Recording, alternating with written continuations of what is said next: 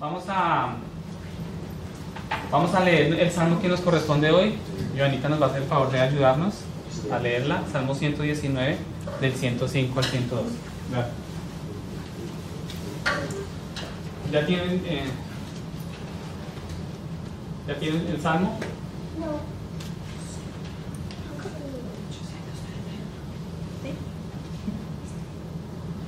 Lámpara es a mis pies tu palabra y luz para mi camino. He jurado y lo confirmaré, que guardaré tus justas ordenanzas. Estoy profundamente afligido. Señor, vivifícame conforme a tu palabra. Te ruego aceptes las ofrendas voluntarias de mi boca, oh Señor, y enséñame tus ordenanzas. En peligro continuo está mi vida, con todo no me olvido de tu ley. Los impíos me han tendido lazo, pero no me he desviado de tus preceptos.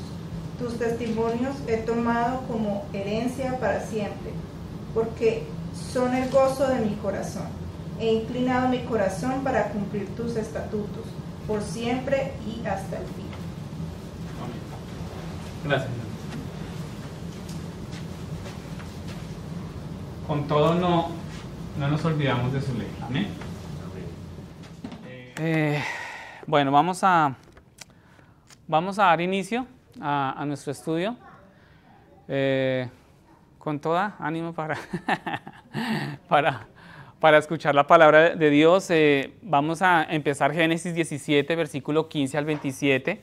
Ese es el pasaje que nos corresponde el día de hoy. Estamos continuando en este estudio a través de Génesis y hoy estaremos en este capítulo.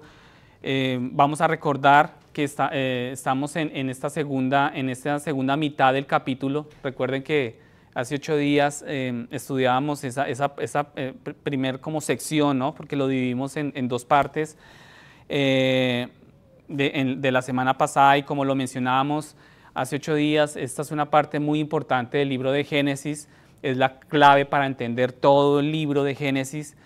Es la clave para entender nuestra salvación en Cristo mismo, y por eso mismo quiero que ustedes allí donde están le pidan al Espíritu Santo que sus neuronas y todo su ser estén conectados y logren captar la mayor cantidad de palabra que el Señor tiene.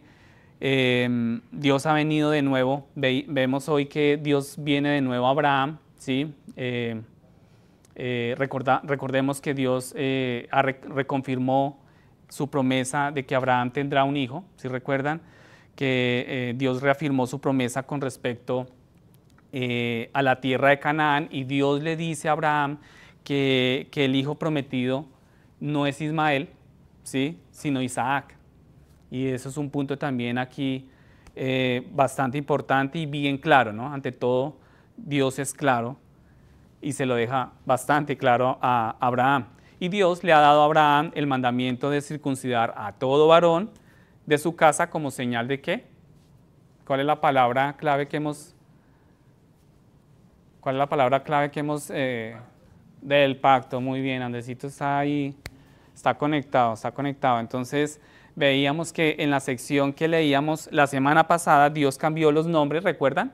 El cambio de nombres de Abraham por Abraham. Y como leemos ahora, Dios cambiará el nombre de Sarai por Sara, ¿sí? Entonces, ¿ya tienen listo el versículo 15 al 27 del capítulo 17? ¿Sí? Bueno, entonces vamos a leerlo. Dice: entonces Dios dijo a Abraham: a Sarai tu mujer no la llamarás Sarai, sino que Sara será su nombre. La bendeciré y de cierto te daré un hijo por medio de ella. La bendeciré y será madre de naciones, reyes de pueblos vendrán de ella. Entonces Abraham se postró sobre su rostro y se rió, y dijo en su corazón: ¿a un hombre de 100 años le nacerá un hijo? ¿Y Sara, que tiene 90 años, concebirá? Y Abraham dijo a Dios: ojalá que Ismael viva delante de ti. Pero Dios respondió: no, sino que Sara, tu mujer, te dará un hijo, y le pondrás el nombre de Isaac, y estableceré mi pacto con él, pacto perpetuo para su descendencia después de él. En cuanto a Ismael, te he oído, yo lo bendeciré y lo haré fecundo y lo multiplicaré en gran manera. Él será el padre de 12 príncipes y haré de él una gran nación, pero mi pacto lo estableceré con Isaac, el hijo que Sara te dará por este tiempo el año que viene. Cuando terminó de hablar con él, Dios ascendió dejando a Abraham. Entonces Abraham tomó a su hijo Ismael y a todos los siervos nacidos en su casa y a todos los que habían sido comprados con su dinero, a todo varón de entre las personas de la casa de Abraham, y aquel mismo día le circuncidó la carne de su prepucio, tal como Dios le había dicho. Abraham tenía 99 años cuando fue circuncidado, y su hijo Ismael tenía 13 años cuando fue circuncidado. En el mismo día fueron circuncidados Abraham y su hijo Ismael, también fueron circuncidados con él todos los varones de su casa que habían nacido en la casa o que habían sido comprados a extranjeros. Amén. Muy bien, entonces como pueden ver, antes de leer esta sección, muchas personas, muchos teólogos también piensan y sienten que este es el capítulo más sobresaliente de Génesis. ¿Sí? Este capítulo realmente nos muestra y está estrechamente relacionado con lo que ocurrió en el capítulo 16, ¿sí? Y fue acá donde, fue entonces acá cuando Abraham y Sarai tomaron las cosas, ¿sí recuerdan? Por sus propias manos, hicieron las cosas a la manera de ellos para cumplir la promesa que Dios ya les había dicho, ¿sí? De que iban a tener un hijo. Y Abraham tomó a Agar, ¿sí recuerdan a Agar? Como segunda esposa, y Agar quedó embarazada, ¿de quién? De Ismael, ¿sí? Entonces, el atajo, este desvío, recuerden el ejemplo de la historia del desvío, este atajo que Abraham y Sarai tomaron para obtener un heredero a través de Agar, se da con el fin de proporcionar pues un trasfondo de este relato. Y el capítulo 16 nos dice que Abraham tenía 86 años cuando Agar dio a luz a Ismael, esa era la edad de Abraham, y en el comienzo de este capítulo, del capítulo 17, nos dice que Abraham tenía ahora 99 años, casi, ¿sí? Sus 100 años. Entonces debemos entender que una nube, aquí pues como que hay una nube de oscuridad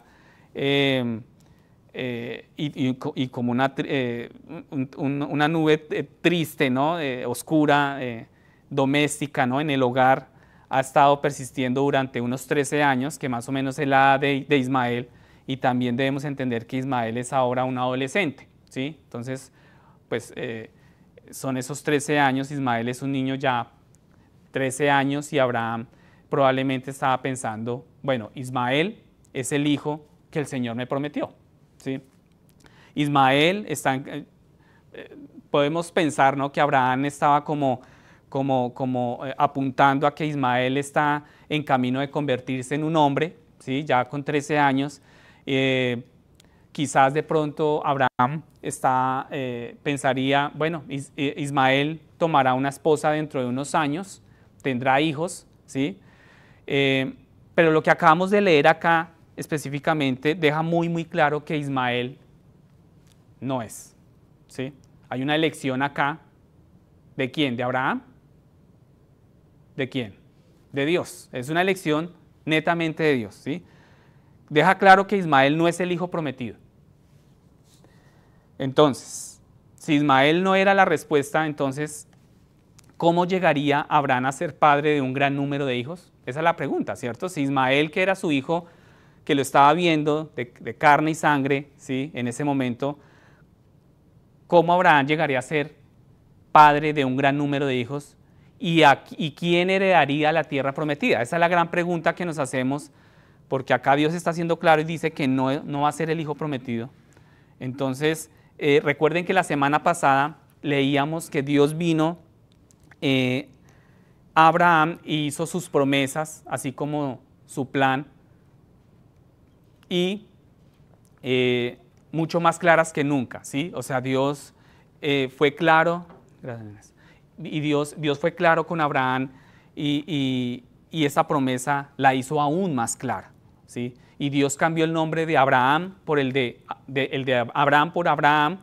Dios le cambió, recuerden ustedes que significaba Padre exaltado a Padre de muchos, ¿sí?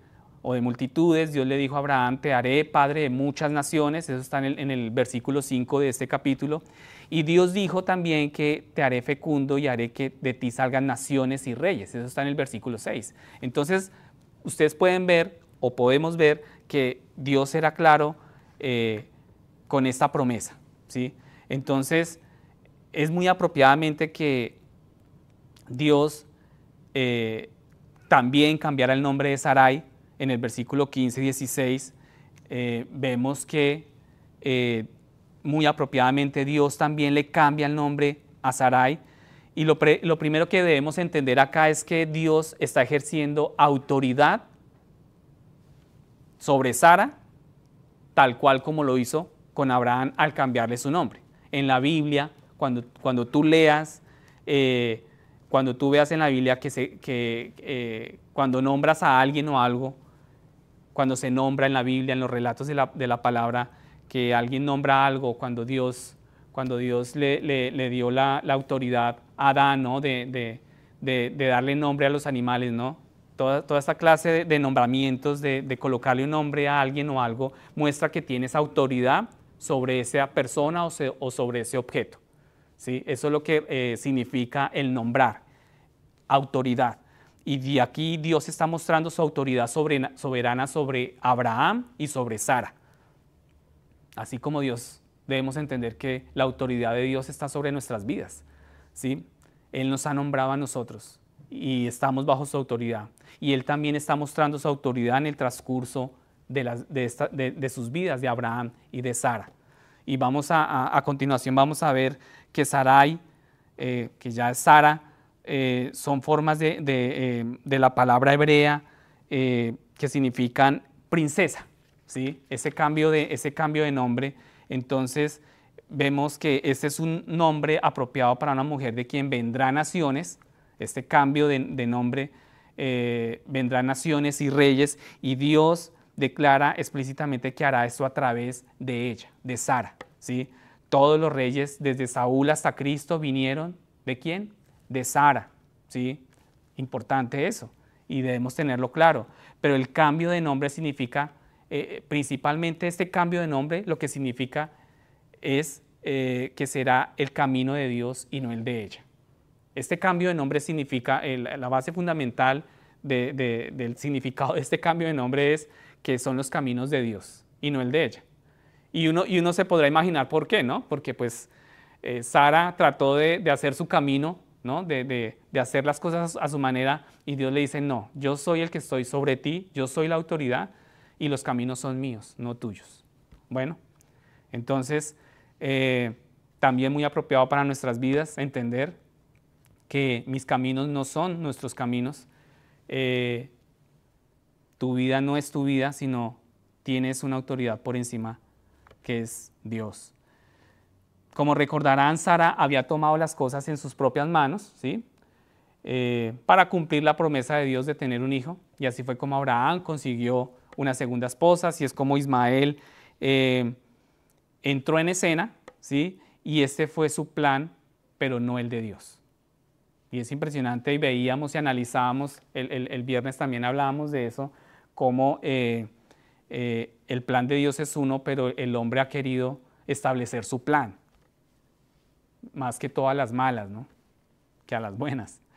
Entonces, lo que Dios dice muy claramente, sin embargo, es que Sara tendrá un hijo, de ella saldrán naciones y reyes, Dios le dará a Abraham un hijo, no de Agar, sino de Sara.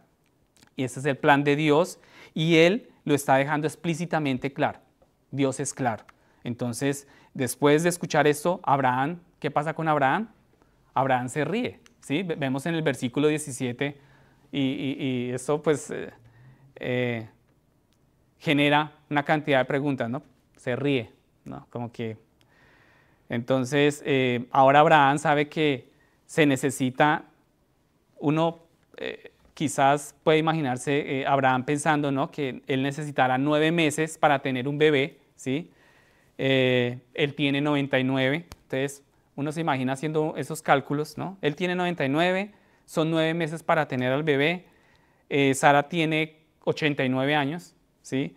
Y al parecer hace los cálculos, ¿no? de sus edades cuando nazca el bebé.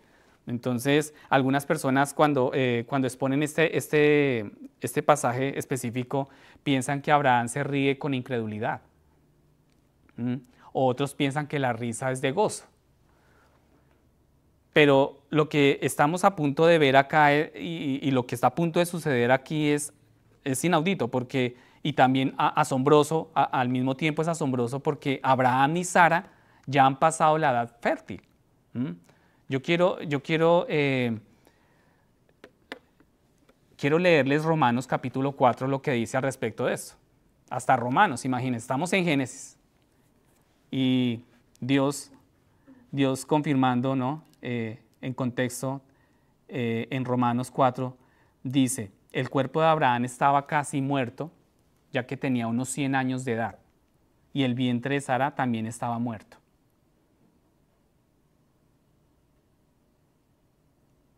El libro de Hebreos dice lo mismo. Abraham estaba casi muerto, pero de este hombre salieron descendientes tan numerosos como las estrellas del cielo, ¿sí? E innumerables como la arena que está a la orilla del mar. Eso está en Hebreos capítulo 11, versículos 12 al 14.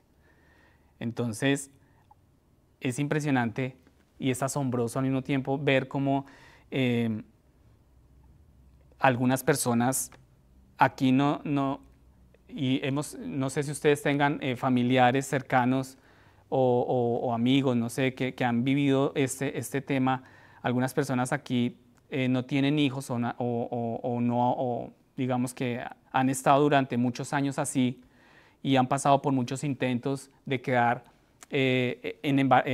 embarazados y han pasado por muchas pruebas de embarazo y nunca han visto, ¿no? Como esa prueba positiva que el que desea ser padre quisiera ver, ¿no? Ese signo, esa señal positiva, ¿no? de que están esperando su bebé y luego alcanzan la edad, ¿no? En la que se agota el reloj biológico y todo eso empieza a jugar como en contra, ¿no? Y renuncian a toda esperanza de tener un bebé. ¿Sí? No sé si tú tengas algún caso cercano de este tipo, ¿sí? Pero ¿tú te puedes imaginar si esto sucediera el día de hoy? O sea, si este caso de Abraham y Sara sucediera el día de hoy. ¿Sí? Que no había, yo creo que no hay un solo periódico que no publicara la noticia, ¿cierto? Y más hoy en día, ¿no? ¿Sí? Y podríamos de pronto ver el gran anuncio en las noticias, ¿no? En las redes. Ustedes imagínense en eso. Y el titular diría, una mujer de 90 años da a luz un hijo. En nuestros tiempos, ¿cómo sería eso? Asombroso, ¿cierto? Un hombre de 100 años, de pronto un titular que diga un hombre de 100 años es el padre. Una mujer de 90 da a luz y el papá de 100 años. Entonces, incluso con la tecnología moderna de nuestros días, esto seguiría siendo difícil de creer, aún con la tecnología que no tenían en estos tiempos, ¿cierto? Entonces, podríamos decir que aquí Abraham no está incrédulo. O sea, aquí cuando vemos en el versículo 17 que Abraham se postró sobre su rostro, ustedes lo pueden ver ahí en pantallas, y se rió, ¿cierto? Abraham está abrumado de gozo. Abraham está con su corazón rebosando de gozo, está abrumado, y alguien aquí me podría preguntar, bueno, ¿y cómo sabes eso? Y pues lo sabemos porque la Biblia lo dice, o sea, no es porque tampoco pues uno se lo invente, sino yo quiero que anótenlo y voy a leerles, si quieren vayan a Romanos 4, versículo 17 al 21. Romanos 4, capítulo 4, versículo 17 al 21 dice, como está escrito, escuchen, dice, te he hecho padre de muchas naciones delante de aquel en quien creyó, es decir, Dios, que da vida a los muertos y llama a las cosas que no existen como si existieran.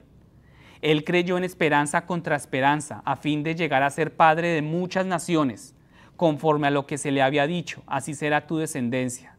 Y sin debilitarse en la fe, contempló su propio cuerpo. ¿De quién están hablando ahí? De Abraham. Que ya estaba como muerto, puesto que tenía como 100 años. Y la esterilidad de la matriz de Sara, sin embargo, respecto a la promesa de Dios, Abraham no titubeó con incredulidad, sino que se fortaleció en fe, dando gloria a Dios. ¿Sí? ¿Dando qué? Gloria a Dios. O sea, lo que Abraham tenía acá y lo que estaba expresando era ¿qué? Gozo, ¿no? Dando esa gloria solo a Dios, solo a Él. Y dice, y estando plenamente convencido de lo que Dios había prometido, poderoso era también para cumplirlo. Amén, ¿no? Impresionante. Podemos ver acá que Abraham, él no cayó en la incredulidad, ¿sí? Él no cayó en eso, porque estaba plenamente convencido de que lo que Dios había prometido también era capaz de hacerlo. ¿Sí? Abraham creyó en Dios porque sabe que lo que es imposible para el hombre, ¿es posible para quién? Para Dios. No sé si tú creas eso, si nos creamos eso. Y vamos a recordar el nombre por el cual Dios se reveló a sí mismo en el versículo 1 de este capítulo. Si recuerdan el nombre, como Él se reveló, el Shaddai, sí, y lo traducíamos como, y se traduce como Dios poderoso. El Shaddai viene de la palabra hebrea para montaña, ¿sí? Montaña. Viene de la palabra hebrea montaña. Y nuestro Señor no solo hizo las montañas, sabemos que Dios no solo hizo las montañas, sino que también es capaz de ¿qué? De mover esas montañas. ¿Sí? Él es el Dios todopoderoso. Él es el Dios omnipotente. Él es el Dios que mueve las montañas. Ese es nuestro Dios. Ese es el Dios al cual tú estás siguiendo. Ese es el Dios en el cual tú oras, tú le buscas. Cuando tú abres tu Biblia, cuando tú oras en el secreto, esa es la clase de Dios al cual tú te estás postrando. Esta es una montaña muy grande en la vida de Abraham y Sara, indudablemente es una montaña gigante, ¿cierto? Es una montaña que Dios va a mover por ellos. Es una montaña, y yo pienso que también Abraham cree plenamente que el Señor puede hacerlo. Y Abraham mostró esa fe. Y él estaba convencido plenamente, creyó plenamente que el Señor podía mover esa montaña. Y tal vez nosotros tengamos alguna montaña, ¿cierto? ¿Cuál es esa montaña en tu vida en este momento que tú ves que no se mueve? ¿Cuál es esa montaña en nuestras vidas que la hemos querido mover a nuestras fuerzas, a nuestra manera? Y no sé si es una montaña que Dios va a mover por ti, ¿sí? Pero ¿tú crees que Él puede moverla? ¿Creemos que Dios puede mover esa montaña? Entonces Abraham estaba completamente convencido y estaba lleno de gozo, de alegría, pero de repente le viene un pensamiento. Y esta parte a mí también, espero que estén conmigo con la palabra del Señor. Y aquí en el versículo 18, pasen al versículo 18 porque acá vemos que Abraham piensa en su hijo, le viene un pensamiento en su hijo Ismael y es como una flecha que atraviesa el corazón de Abraham, ¿no? Y es impresionante, dice, y dijo Abraham a Dios, ojalá que Ismael viva delante de ti. ¿No? Abraham estaba como escuchando, ¿no? De parte de Dios, estaba teniendo esa relación con con Dios y de un momento a otro Abraham dice, ojalá que Ismael viva delante de ti. Y Abraham se da cuenta de repente de que Ismael será excluido. Excluido. No será tomado en cuenta por parte de Dios. Por eso Abraham suplica por Ismael y él dice, ¿no lo aceptarás tú en su lugar? ¿No puede vivir en tu presencia? Y esto fue una flecha, ¿no?, que traspasó el corazón de Abraham. Y ahora nosotros nos podemos preguntar, ¿por qué está Abraham suplicando por Ismael cuando Dios acaba de prometer que Sara tendrá un hijo? Sabemos, obviamente, ¿no?, que Ismael no hace parte de Sara, ¿no? No salió de Sara. ¿Cierto? Entonces, ¿por qué Abraham está suplicando por Ismael? Si Dios le está prometiendo que Sara tendrá un hijo. Bueno, vamos a decir que es porque Abraham es el padre de Ismael y él ama a su pequeño hijo. ¿Cierto? Tan sencillo como eso. Es su hijo. Este es el hijo de Abraham. Abraham sostuvo a su pequeño hijo recién nacido, ¿no?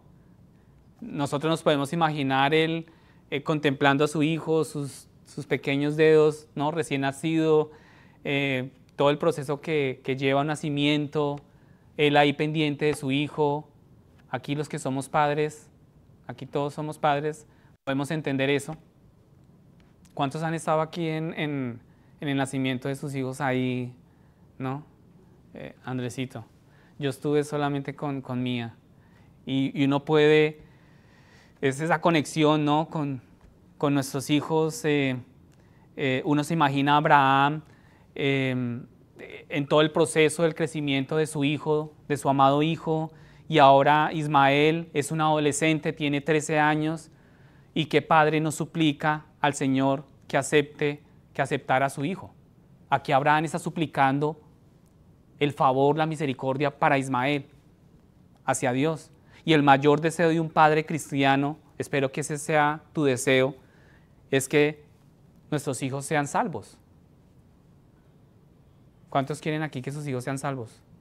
Amén, ¿cierto? O sea, yo pienso que esa es una flecha para nosotros que atraviesa nuestro corazón. Que vivan en la presencia del Señor, que nuestros hijos vivan en la presencia del Señor. Que nuestros hijos no se dejen envolver por este mundo, sino que vivan en la presencia del Señor, que sean aceptados por Dios. Ese es nuestro mayor anhelo, ¿sí? Y tú te puedes imaginar si el Señor dijera no. Y bueno, y eso es exactamente lo que Dios hace con Abraham. Le dice no. Versículo 19, pasemos al versículo 19. Y aquí podemos ver claramente que esta tenía que ser una palabra bastante pesada, bastante difícil de escuchar del Señor para Abraham. Y también es una palabra difícil de escuchar para nosotros como creyentes, como cristianos que anhelamos y deseamos que nuestros hijos vivan vidas piadosas y que solo tengan a Cristo en su corazón. Y Dios escoge a algunas personas escoge y no a otras. Y tú dirás, pero Dios es injusto. Bueno, vamos a mirarlo a través de la palabra. Porque para el emocionalismo que embarga el ser humano, es difícil de entender esto, ¿no? Es difícil de aceptar algo como esto, ¿no? Pero recientemente, el pastor esta mañana hablaba sobre un pastor que recientemente él escuchaba y sobre la vida de un pastor que fue despedido por su iglesia. Este pastor fue despedido por su iglesia porque estaba predicando a través del libro de Romanos, ¿sí? El pastor empezó predicando, resulta que la congregación estaba contenta con todos los mensajes que este pastor estaba dando, hasta que el pastor llegó a los capítulos 8 y 9 de Romanos. ¿Sí? Y aquí el libro de Romanos comienza a tratar el tema de la elección. Un tema que ha causado, lastimosamente, ha causado hasta división al interior de la iglesia. Tristemente. ¿Sí?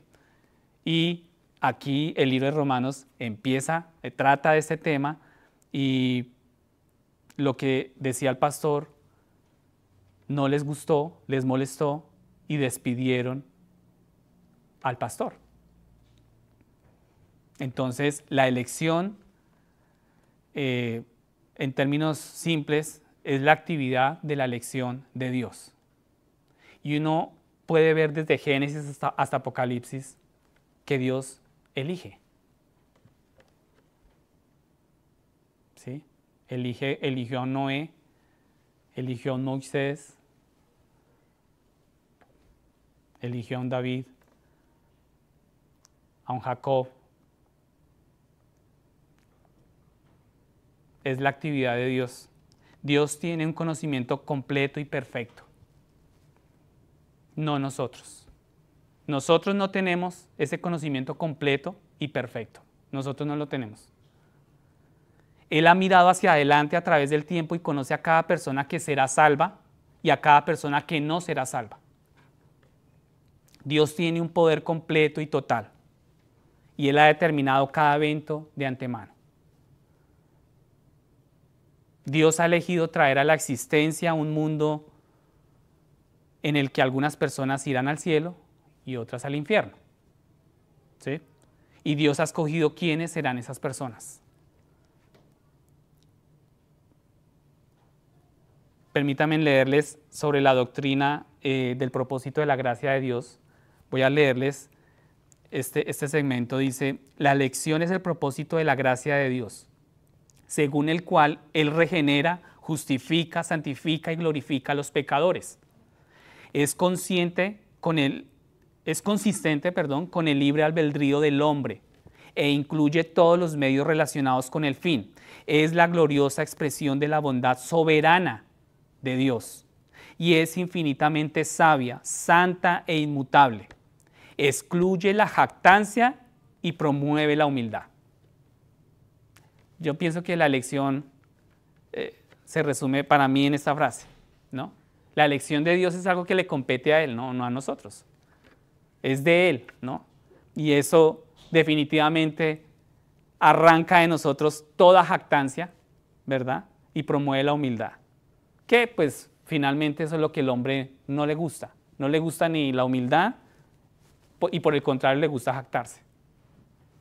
¿Cierto? Entonces todos los verdaderos creyentes perseveran hasta el fin. Aquellos a quienes Dios ha aceptado en Cristo y santificado por su Espíritu jamás caerán del estado de gracia. Ellos serán guardados por el poder de Dios por medio de mediante la fe para salvación.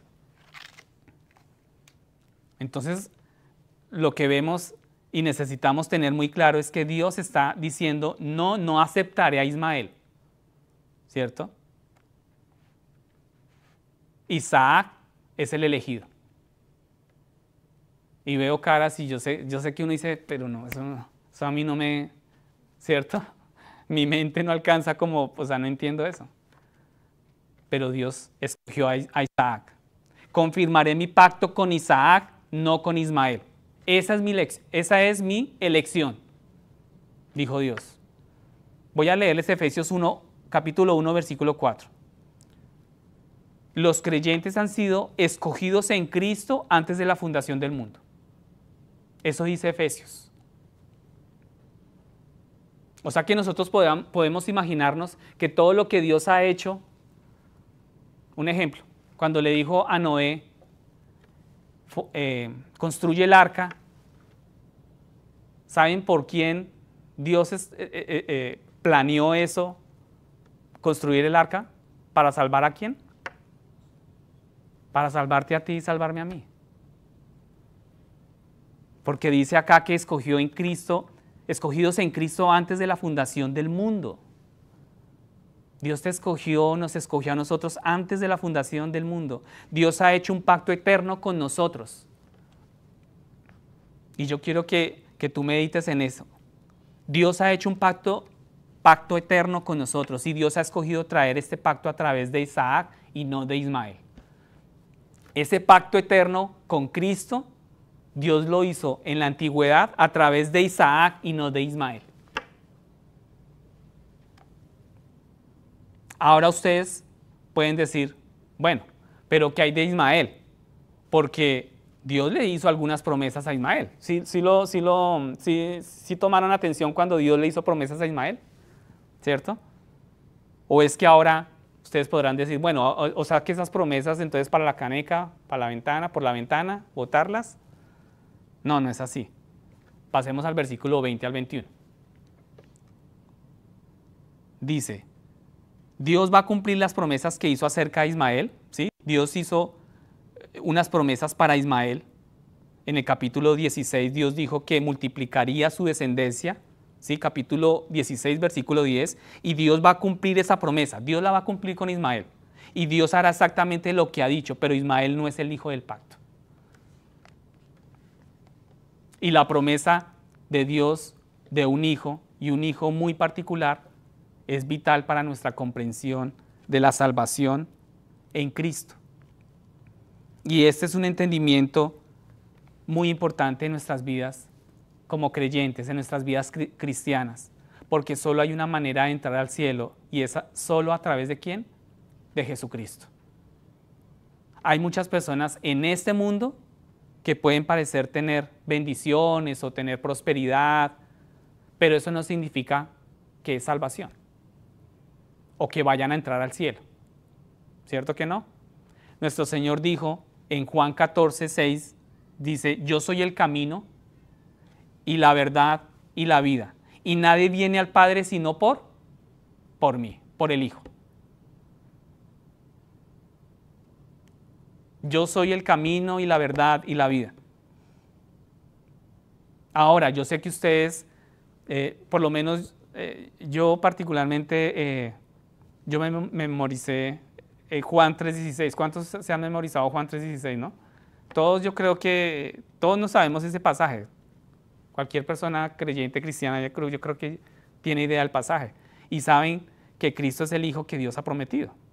¿Qué dice Juan 3.16? Porque de tal manera porque de tal manera amó Dios al mundo, que dio a su Hijo unigénito para que todo aquel que en él cree no se pierda, mas tenga vida eterna. Y más adelante dice, porque Dios no envió a su Hijo al mundo para juzgar al mundo, sino para que el mundo sea salvo por él. Pero aquí dice mundo, ¿no? Entonces tú podrías decir, Marco, pero no, usted se contradice porque es que acá dice que, resulta que dice que porque de tal manera amó Dios al mundo. Juan 3.17, seguimos leyendo, porque Dios no envió a su Hijo al mundo para juzgar al mundo, sino para que el mundo sea salvo por él. Y dicen, mira, Dios, o sea, ustedes pueden decir, no, mira, Dios salva a todos, Dios va a salvar a todo el mundo, porque eso está escrito, Marco. ¿Sí? De hecho, yo le decía al pastor esta mañana también, pastor, pero, sí, pero es que ahí dice mundo, ¿no? Todos. Pero esto no es así, ¿sí? El quien sea o el cualquiera no es todo el mundo, son solo aquellos que creen. ¿Sí? Aquí cuando Dios dice, porque de tal manera amó Dios al mundo, está hablando del mundo, ¿no? Del pecado del mundo, ¿no? De todo el pecado del mundo, mas no de todas las personas del mundo. Sabemos que el sistema del mundo es un sistema ¿de qué? De maldad, de pecado, ¿cierto? Entonces aquí se está hablando de ese sistema, aquí Jesús está hablando de todo el mundo como de ese sistema globalizado de maldad, caído, de pecado.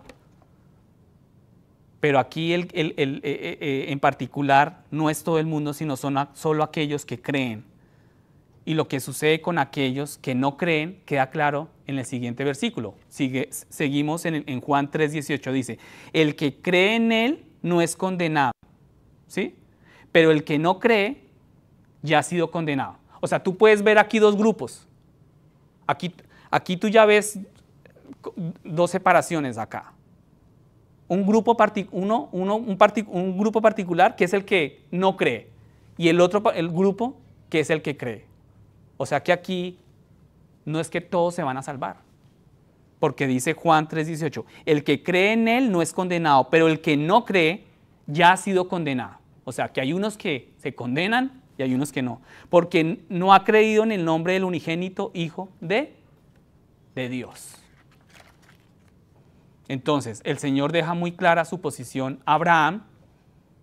Dice, te daré a Isaac el año que viene por estas fechas, y así es como lo haré. Te voy a dar a Isaac, no es Ismael. Y el Padre también nos ha dejado muy clara su posición. Yo he enviado a mi Hijo Jesús, cree en Él y tú vas a recibir vida eterna. Si tú no crees en Cristo, tú serás juzgado, tú serás condenado. Si no crees en Él, estás condenado. Así es como lo haré. Dios es muy claro en su palabra. Luego, después de esto, el Señor se retiró. Pasemos al versículo 22, porque dice acá el Señor se retiró de Abraham. Y es impresionante porque dice, versículo 22, dice, cuando terminó de hablar con él, ascendió Dios dejando a Abraham. O sea, en otras palabras, el Señor le dice a Abraham, esta conversación, o sea, ya no tengo nada más que hablar. Sí, yo ya fui claro. Y yo pienso que Dios está siendo muy claro con cada uno de nosotros. Y como podemos ver, Dios ya ha decidido acá y la discusión ha terminado. Yo no voy a discutir más contigo. Resulta que Dios dice aquí este versículo que Él ascendió. Dios ascendió y lo dejó, quizás de pronto lo dejó ahí hablando solo. Abraham. ¿Sí? Dios escuchó a Abraham, pero lo que Abraham estaba pidiendo no cambiaría lo que Dios va a hacer. Sin embargo, Dios al comienzo escucha a Abraham, ¿cierto? Cuando él clama, ¿no? por Ismael. Pero esto no cambiaría en nada. Siendo Abraham, ¿no? En ese momento. Entonces, hay una lección valiosa que debemos aprender, meditar en ella, y es, debemos aceptar las respuestas que Dios nos ha dado. Sean un sí o sean un no. A veces, para nosotros como creyentes, o los creyentes bien intencionados, molestan al Señor en oración, ¿no? Muchas veces nosotros somos en oración, cuando ya Dios nos ha dado una respuesta y la respuesta fue no, nosotros como que seguimos insistiendo en esa oración, ¿no? ¿No les ha pasado? Y uno ve que todas las puertas como que se cierran, Dios como que todo orquesta, ¿no? Y uno, no, pero venga a ver, clamo, hasta llega uno y se somete a un ayuno, ¿no? tratando, ¿no? Como que Dios cambia tu decisión. Pero hay momentos en los que necesitamos dejar de rogarle a Dios, ¿no? Hay momentos en los que has dicho, Dios ha dicho no, y Dios no necesita decir nada más. Eso es suficiente. Amén. Entonces, ahora acá en capítulos posteriores veremos que Dios va a escuchar a Abraham y va a contestar otras oraciones de diferentes maneras, ¿no? Posterior a esto, pero en este caso la respuesta fue no. Y Dios ha dado su última palabra y ha seguido adelante. Abraham reconoce esto y él también, o sea, Abraham como que se da cuenta, no, aquí ya, aquí yo no puedo insistir más, ¿no? Estoy frente a Dios, Dios me dejó aquí hablando solo, yo puedo entender claramente. Entonces Abraham acepta la decisión del Señor y responde con obediencia. Versículo 23. Pasen por favor al versículo 23. Él responde con obediencia. Y lo que queremos notar aquí es que Abraham hizo todo lo que Dios había ordenado en los versículos 10, 13, con respecto a la circuncisión. ¿Sí quedó clara el tema de la circuncisión? Carito, ¿ok? ¿Cierto? El tema de la circuncisión, una vez la circuncisión, aprendíamos que la circuncisión era la señal del pacto, ¿cierto? Que Dios había ordenado para Abraham, y después de esta revelación muy clara de los propósitos de Dios, Abraham actuó con prontitud, en obediencia, e hizo todo lo que el Señor le había mandado. Abraham actuó prontamente, ¿sí? Y ahora seguimos acá, versículos 24 al 27. No sé, quiero hacerles una pregunta, no sé si alguna vez tú has pensado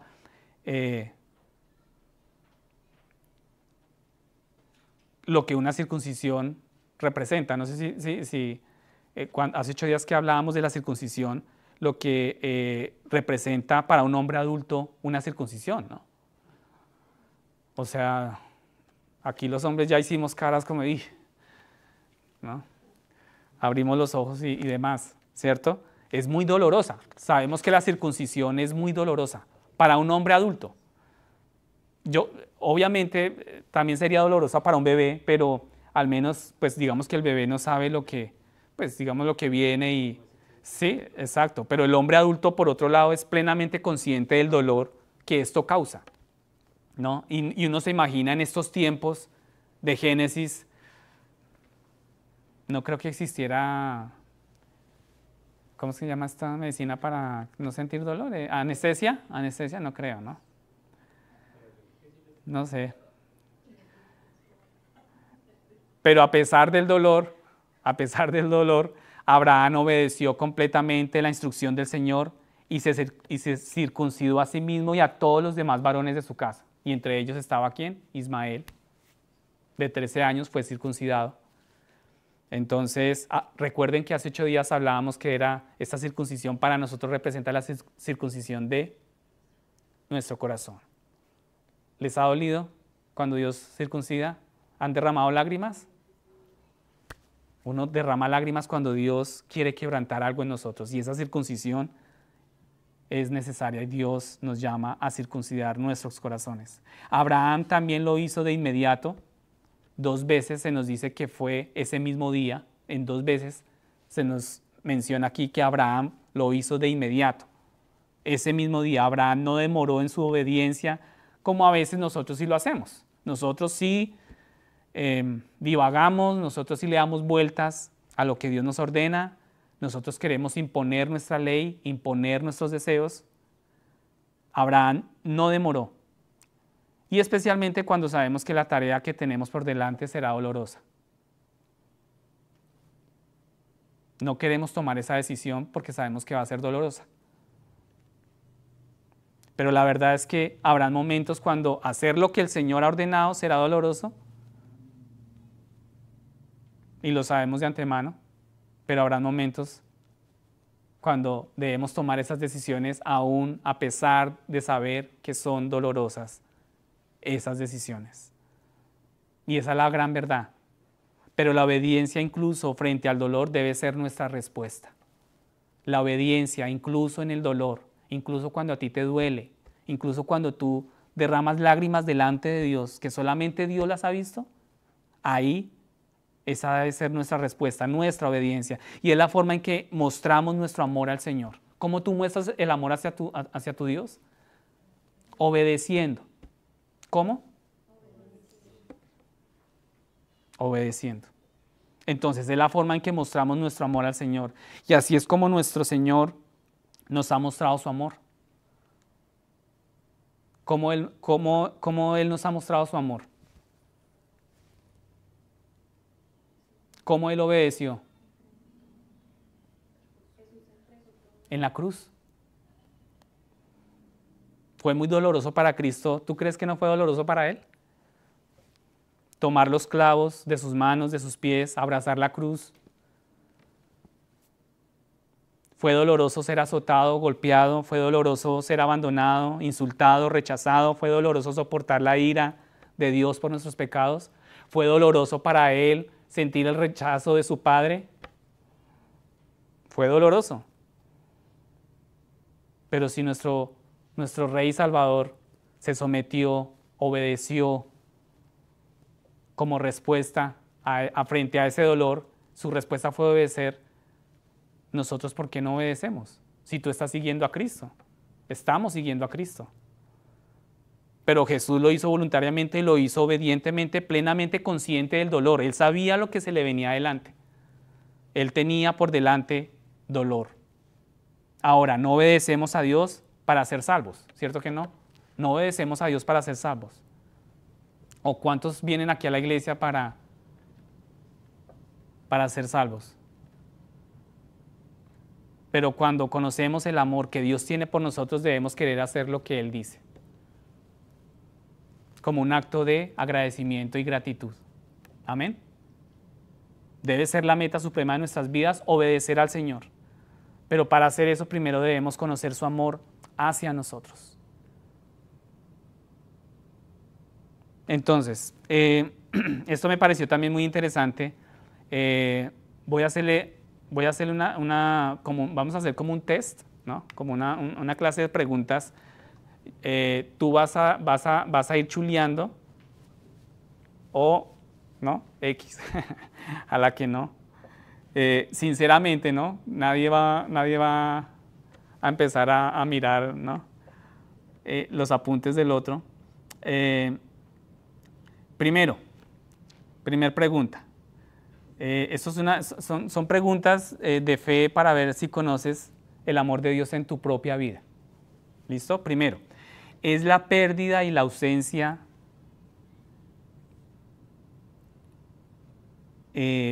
para ti un sentido de que Dios está en tu contra?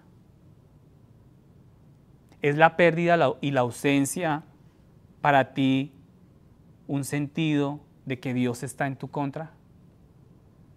La persona natural siempre siente que Dios está en su contra. Estaría muy contento de despertar y leer que alguien ha refutado la existencia de Dios y estaría dispuesto a creerlo, si eso pasa.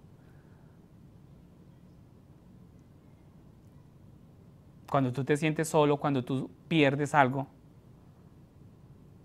¿cuál es esa sensación que tú tienes? ¿Con qué respondes frente a eso?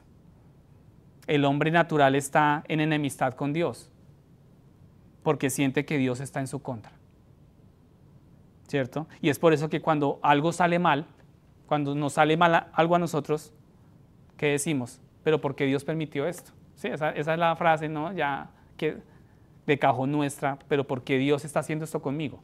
¿Por qué Dios está permitiendo esto conmigo? Y cuando los hombres y las mujeres están en un estado de ser antagónicos hacia Dios, entonces, por supuesto, no pueden amarlo. ¿Sí?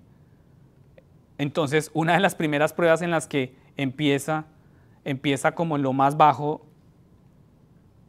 es con esta pregunta: ¿has dejado de sentir que Dios está en tu contra? Cuando tú sientes que tú estás amando a Dios, ¿tú estás dejando de sentir que Dios está en tu contra o que está en tu contra? Entonces, vayan chuleando o vayan, según sea tu respuesta frente a eso. ¿Es la pérdida y la ausencia para ti un sentido de que Dios está en tu contra? Cuando tú pierdes o cuando tú te sientes solo, cuando tú estás en esos momentos difíciles. ¿Sí soy claro? Listo. Segundo, hay una pérdida del temor de Dios mientras que permanece un gran sentido de asombro. Hay una pérdida del temor de Dios mientras que permanece un gran sentido de asombro. Hebreos 12:28 dice: acerquémonos a Él con reverencia y temor piadoso. En otras palabras, dejas de acobardarte ante Dios, pero queda una gran sensación de asombro y maravilla ante su poder, ante su grandeza.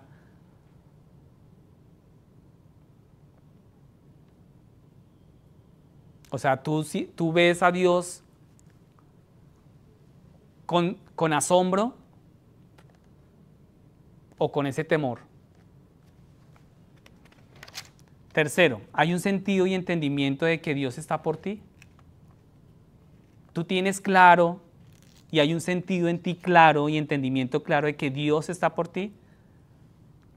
Y lo ponemos así deliberadamente porque es muy, muy fiel a nuestra experiencia en la salvación, ¿no?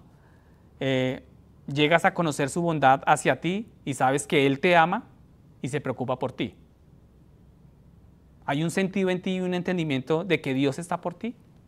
De que Dios está por ti para salvarte, de que Dios está por ti para guardarte por la eternidad, de ese pacto eterno del que hablábamos anteriormente. Cuarto, ¿tengo un sentido de pecados perdonados? ¿Tengo un sentido de pecados perdonados? Pueda que no lo entiendas, pero soy consciente de ello. O sea, ¿tú eres consciente de los pecados que Dios te ha perdonado? Caras que me hace Carita. Muy pesadas las preguntas. Sí, Carito me hace que sí. ¿Tengo un sentido de pecados perdonados? Salmo 53:1, ¿qué dice? Dice, sé que he pecado, mis pecados están siempre delante de mis ojos. Esto dice Salmo 53:1. O sea, tú recuerdas tus pecados, pero en el momento en que oro, sé que soy perdonado y esto nos lleva a la quinta prueba. Cuando yo oro, sé que soy perdonado. Amén. Quinto, ¿tengo un sentido de gratitud y acción de gracias hacia Dios? Tengo un sentido siempre, ¿no? En dificultad o no, ¿cierto? Un sentido de gratitud y acción de gracias, porque es fácil ser agradecido, ¿cierto? Cuando todo marcha, perfecto. Pero cuando no marcha todo perfecto, tengo aún así ese sentido de gratitud y acción, o por el contrario viene la queja. Entonces, nadie puede creer que Dios envió a su Hijo unigénito al mundo para morir en la cruz por nuestros pecados sin estar agradecido. Mira lo que pasó con Saulo de Tarso en el camino a Damasco, ¿cierto? Tan pronto como tuvo una idea de la salvación del Señor, inmediatamente dijo, Señor, ¿qué quieres que haga?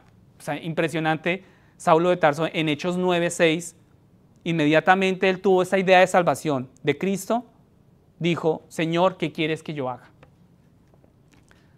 Yo quiero que tú pienses en ti mismo cuando recibiste a Cristo. Tuviste, la pregunta, ¿tuviste un sentido de gratitud?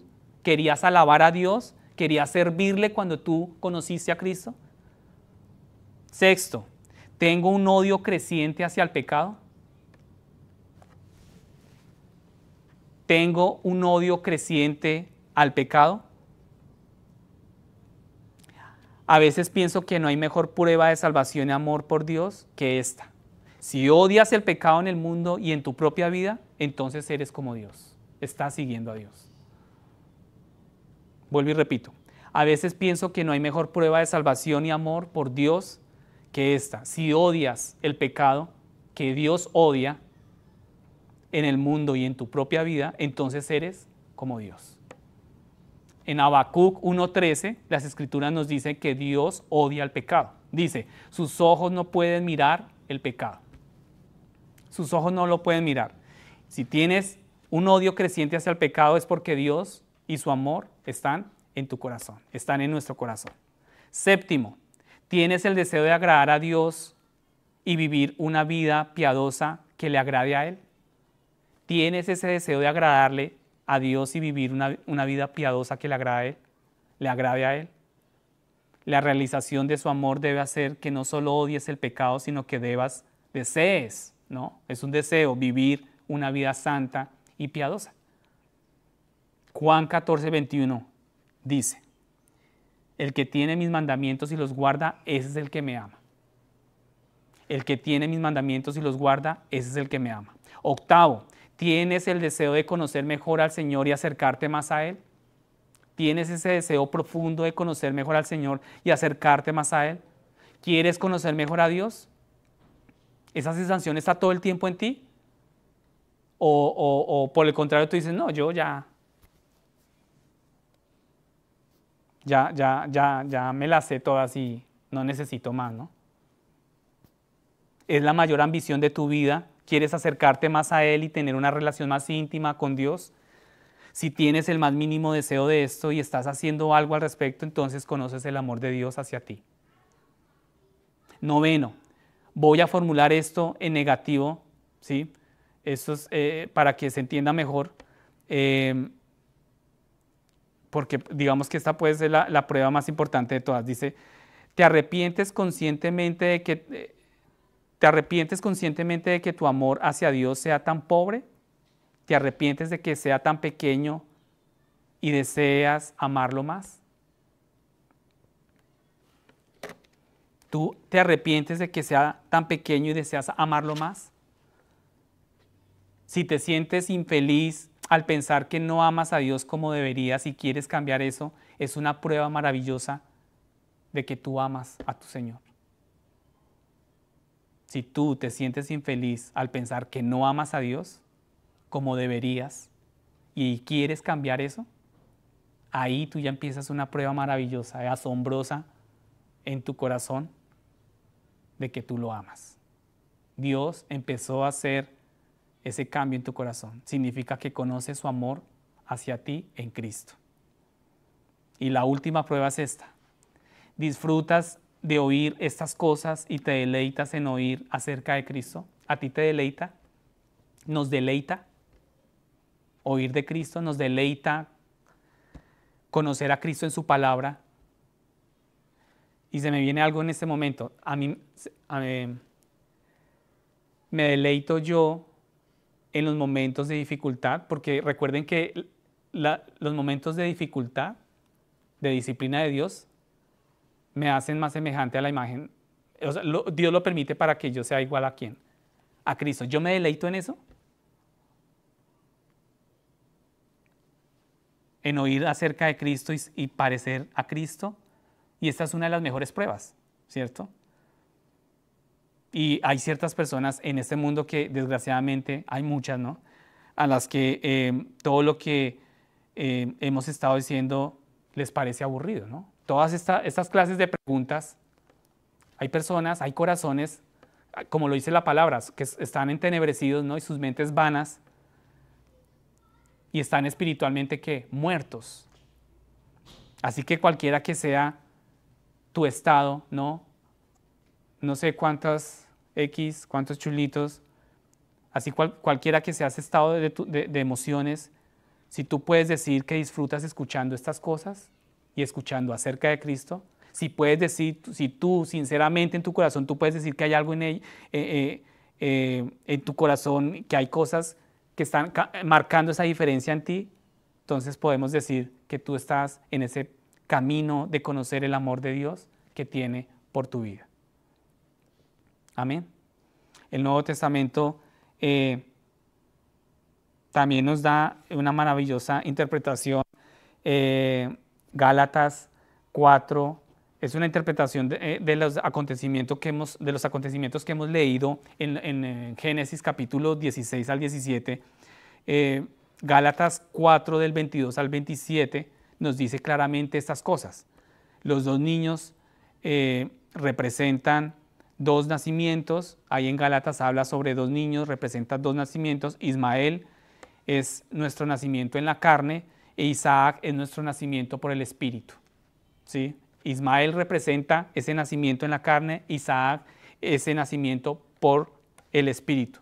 Luego en Gálatas 4, versículo 28 al 29 se nos dice lo siguiente, dice, y vosotros, hermanos, como Isaac sois hijos de la promesa. ¿Como quién? Como Isaac. Pero así como entonces el que nació según la carne, aquí están hablando de quién, de Ismael, persiguió al que nació según el Espíritu, así también sucede ahora. Entonces, la simple verdad de nuestra fe es esta, cada uno de nosotros nace según la carne. Acá estaba Gálatas 4:28, aquí estaba en la pantalla, perdón, Gálatas 4:28 al 29. Entonces, cada uno de nosotros nace según la carne, estamos muertos en nuestras ofensas y pecados, no podemos hacer nada para cambiar esto, nosotros estamos muertos, literalmente un muerto no hace nada para vivir, ¿cierto? Pero aquellos que han recibido a Cristo también han nacido del Espíritu y con Isaac somos hijos de la promesa. Con Isaac somos hijos ¿de qué? De la promesa. Entonces, queridos amigos y hermanos, para concluir hoy, solo quiero que vean la pantalla. Vamos a concluir con estos puntos de resumen y de aplicación. Primer punto, lo que es imposible para nosotros, Dios lo puede hacer. Amén. Segundo, Dios puede traer nueva vida, Dios lo puede hacer. Tercero, Dios escoge a sus hijos, elige a sus hijos. Cuarto, la obediencia es la forma en que amamos a Dios. La obediencia es la forma en que amamos a Dios. Entonces, consideremos lo que Cristo ha hecho por nosotros y pensemos en cómo debemos amar a Cristo. ¿Cómo debemos amar a Cristo? Obedeciendo. ¿Cómo debemos amar a Cristo? Obedeciendo. Si no hemos recibido a Cristo, es tiempo de hacerlo, recibir a Cristo. Es el momento de abrazar el Evangelio y creer en solo y solamente en Cristo nuestro Señor. Amén. Pongámonos en pie para terminar, por favor.